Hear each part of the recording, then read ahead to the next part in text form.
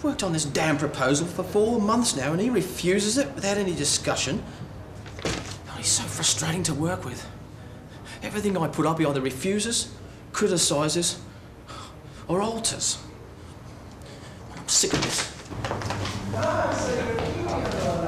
Steve, I was wondering if I could discuss this with you. Oh, not now, Jim. I'm on my way out. Check with Sonia for an appointment. Can I do anything to help you, Jim? Not unless you're a magician. Why? What's the problem? What's the problem? Steve's the bloody problem. Ever since he moved here, my life's been a misery. I got on famously with old Eric, the good boss.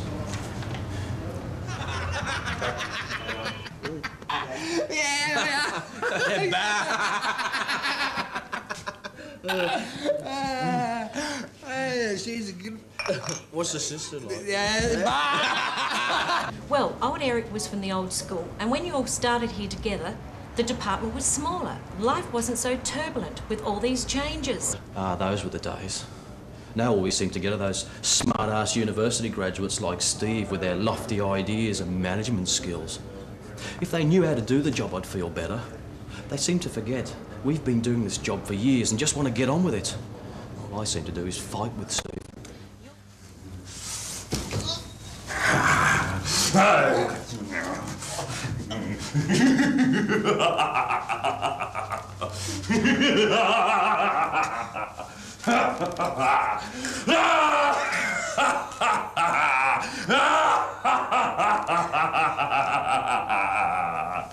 Well, you're right, Jim. You do seem to have difficulties with Steve.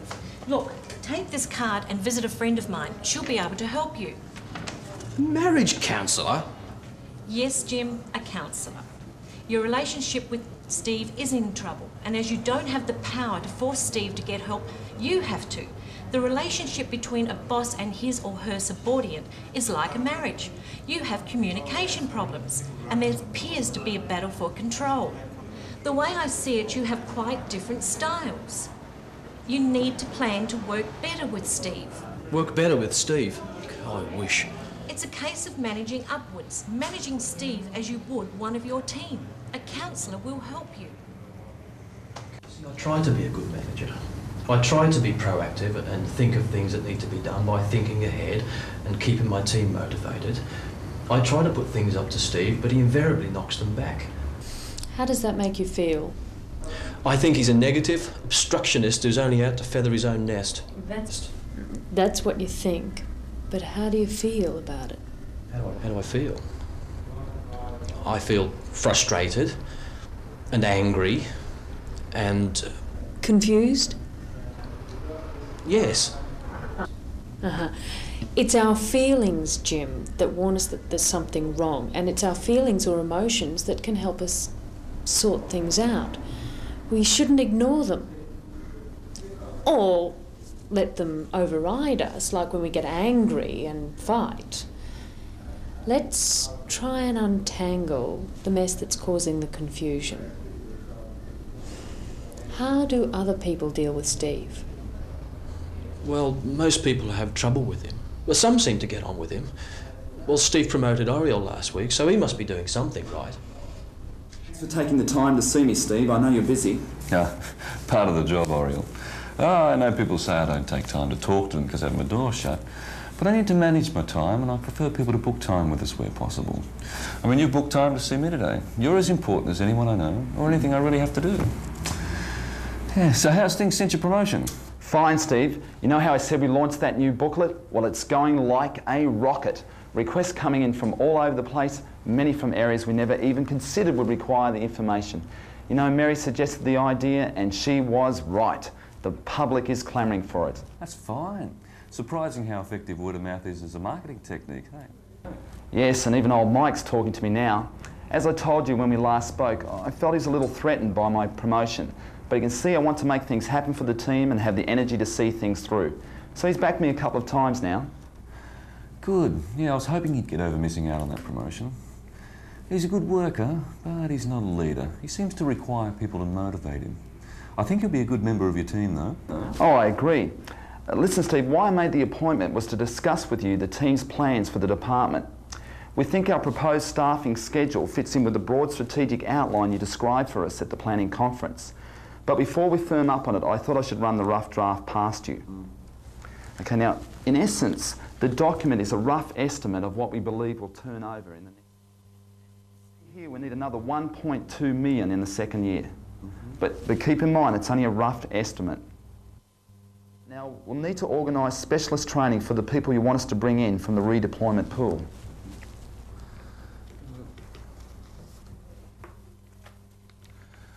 That seems fine, Oriel.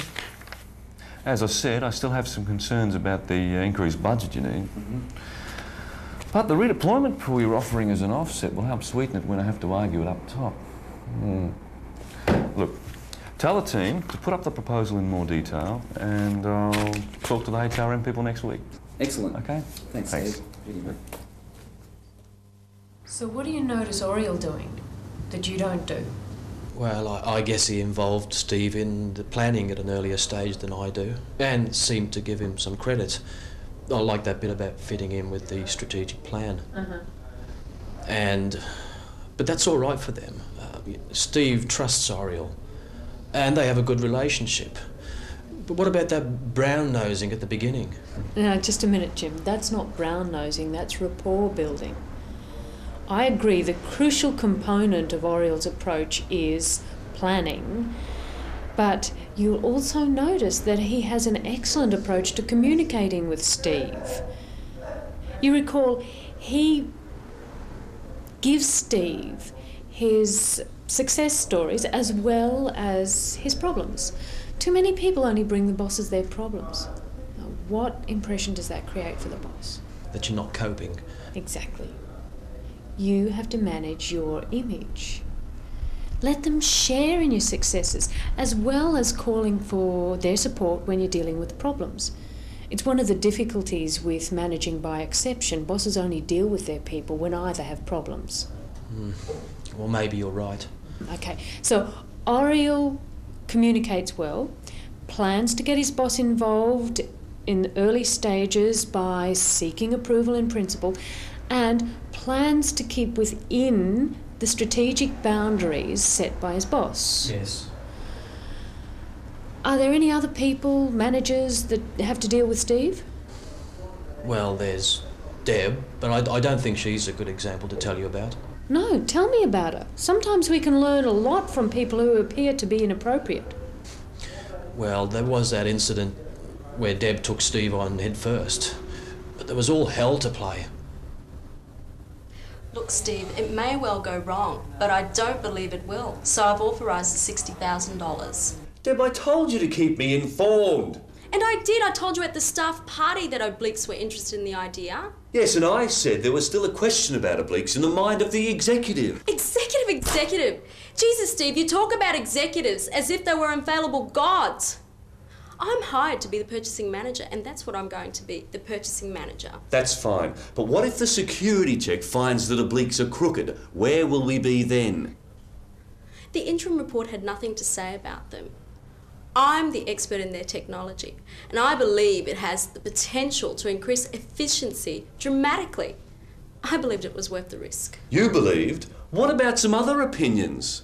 We'll be in deep strife if they're found to be corrupt. Can we cancel the check? No, it went through last week. Look, I don't know what you're getting concerned about. I'll take the blame if anything happens. Anyway, I was having lunch with the director the other day, and I sort of ran it past him, and he said, well, someone had to grasp the nettle. So I have, and I'll bear the scars. Don't worry, you will. You see, I'm not sure she is a good example to use. Why do you say that? Well, she's not the easiest individual to get on with. You find her aggressive? Yes. She's not at all courteous to Steve. I don't know why he lets her get away with it. She always seems to get her own way, though, but at others' expense. I think she's a good example of one of the major issues with managing upwards, how people use their power.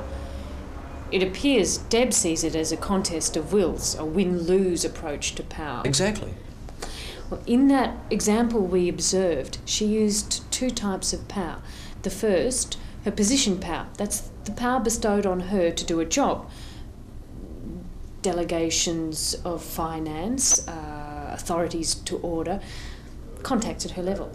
The second is the power of information. Information she has that Steve doesn't have. She'd read the interim report about obliques. On a negative note, she failed to tell Steve of the fact that she had gone ahead with the project. That's a power play often used by aggressive managers. That's unethical. And Well, judgments aside, Jim, you didn't actually involve Steve in your proposal until the final stage. no, but that's different. Only by degree. Listen, the third power she uses is network. That's the power attributed to you for knowing someone else. She lets Steve know that she has the ear of the director. That's a warning to Steve that if he acts too cavalierly with her, his career may be in jeopardy. Oh, good one. Then the other type of power she uses is hard to refute.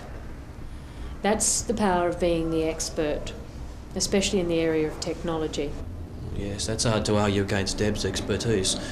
It's the way she argues that gets me. And finally, she uses her personal influence style to back up a case. It's disgusting. No, all these power bases are legitimate, Jim, if used ethically. Deb at least wants to make things happen, but in her own way. It's about control.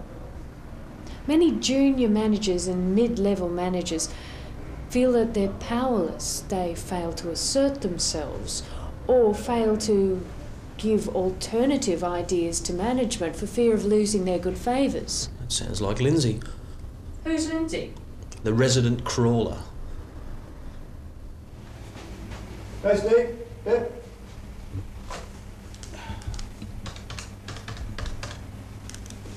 Morning, Jono. Just thought I'd give you a call, let you know what we're up to, mate.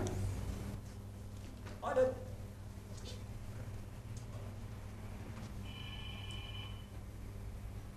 Now, I don't believe we can restructure without redundancies. It's just too inefficient any other way.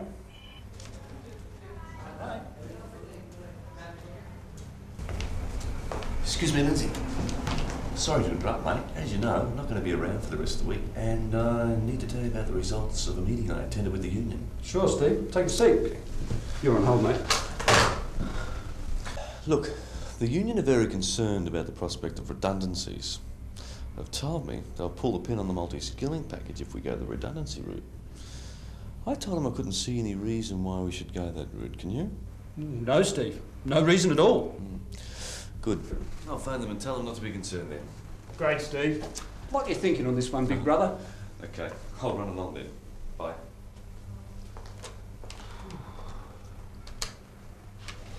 Now, where were we? Restructuring. Look, it appears we've got to restructure without redundancy. I can't understand that management's going to be so stupid, can you? Well, what did you think about that? As I said, crawler. Well, he certainly missed an opportunity to make the organisation more effective. Bosses don't always want to hear people agree with them. If they make a decision based on fallacious information, it can be disastrous. You can always count on Lindsay never to disagree with the boss. Well, one thing Lindsay does do right is reward the boss. That's important. Bosses are human. They like to know if they've done things well. Yes. Well, Lindsay's typical of many people who don't know themselves very well. They don't think they've got the right to an opinion of their own. They assume that their existence depends on their bosses. That's too true. Well, it's true that your career can be helped or hampered by the boss, but you have to make contributions of ideas, experience, information for your own integrity, as much as to help the team or the organisation. To do this, you need to know yourself, where your expertise lies, what your strengths and weaknesses are, what your personal influence style is, what your needs and career aspirations are, and what are your rights as a supporting manager. Knowing this helps you make appropriate demands, not like Deb angrily, but being aware of what your needs are when you negotiate with a boss. I didn't think the idea was to push your own case. Well, you have to be useful. Indispensable, like Donna. client got the package, Mr. Arkwright. I walked it down to the couriers myself. Oh, not more reading, Donna. Yes, I'm afraid so. More reading. Those poor little eyes of yours will be so tired after all of this. You don't have to worry, though. I've already gone through it and marked the sections you have to worry about. Head office needs a response prior to your conference in Sydney next week. I wish you could attend that conference instead of me. But the same old issues. Tighter budgets and get the claims backlog down.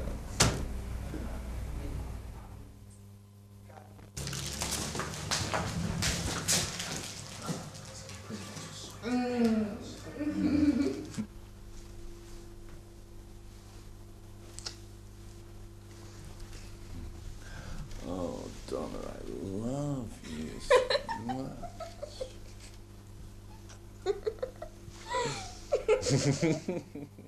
Donna? Donna? Oh, Mr. Arkwright, I'm so sorry. Are you all right? Oh, mistakes happen. Well, what I was going to say was that apart from organising your conference papers, I also scheduled another meeting with the union about the multi-skilling. I said we'd run it in here because I know that you've been so busy lately. I just don't know how you do it. Oh, Donna, I'd be lost without you. She certainly has an approach of her own. Oh, it's sickening to watch. She just adores him. Well, he seems to be fond of her too. Some people use their personal or charismatic power to influence the boss, and that's okay.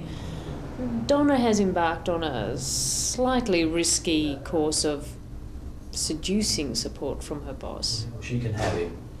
The other technique she's using is to make herself indispensable for the boss. This can have advantages. If the boss is on the promotion trail, you simply attach yourself to them and hopefully go for the ride. Does have the danger, however, that you can get locked into the position and not be promoted because the boss can't survive without you. A lot of efficient people have been buried in that manner. You're right there. Okay, Jim, let's summarise what you've learnt so far.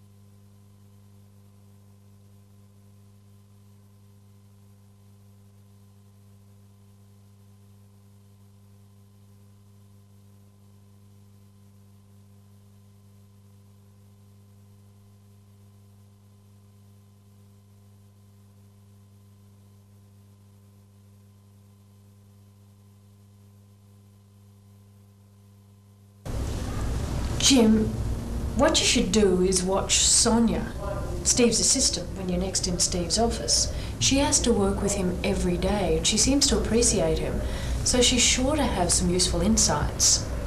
Jim, you're early. He received your proposal.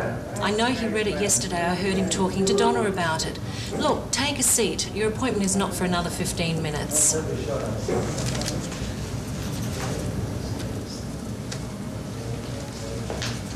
Hi, Jim. With you in a minute. What are my appointments like today? Not too bad. I've asked Pat to put his suggestions in writing for you prior to the meeting because I know you like to think things over before you make a decision on it. Also, I've left you a quiet time at 2 p.m. for 2 hours to go over that proposal of Deb's. And also, I'm setting up the interview schedules for the new position today. Is there anything you'd like me to take into consideration for that? Yes, I need all the people on the interview panel to get copies of the applicants' CVs, and candidates may wish to send multiple copies of their CVs in if you could ask them when you speak to them. Okay, I've asked all the managers of the multi-skilling issue for the union meeting next week. Most seem to agree with you that we need to consider redeployments. That's interesting. God, I had a gut feeling about that one. I'm not going to enjoy telling them the party's over. I can believe that.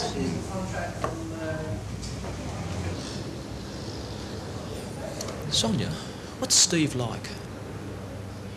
He's not your usual outgoing manager, more of an introvert and quiet. He likes participation, really, listening to what people believe should happen. He has strong values of openness and fair trading, giving people plenty of notice about change, for example. He doesn't like to make decisions quickly, so I have to give him advance notice so he can mull things over. It's not that he doesn't want to make decisions, it's just that he doesn't like to be manipulated or forced into a corner. How do you know all these things, Sonia?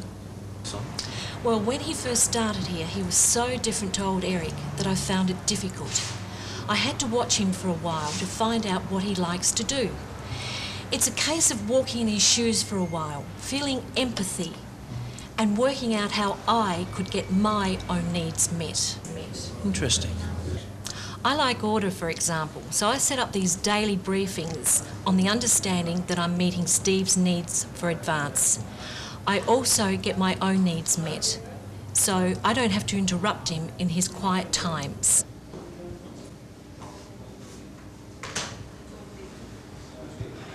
Would you like to come in now, Jim?